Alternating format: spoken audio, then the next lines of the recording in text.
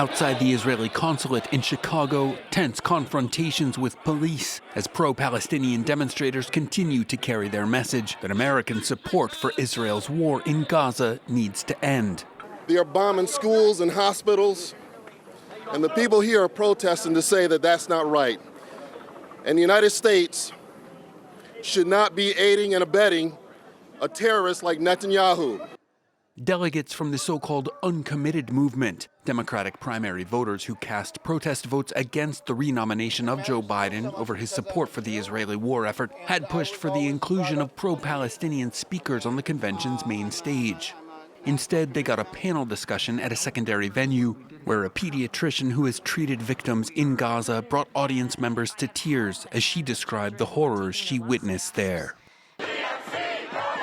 Democrats worry that outrage over the tens of thousands of Palestinian civilians killed by Israel, with America's military and diplomatic support, could prove a decisive weakness among their base at the ballot box come November. A concern reflected in the messaging coming from the podium. The civilian suffering of the Palestinian people, and finally deliver a ceasefire and end this war.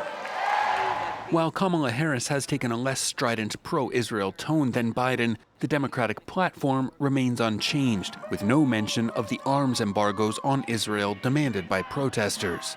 According to Gaza's Hamas-run health ministry, the known death toll there is now well over 40,000. Aid groups and independent studies, though, say the real figure is likely much higher. Last week, Washington approved a new $20 billion arms sale to Israel.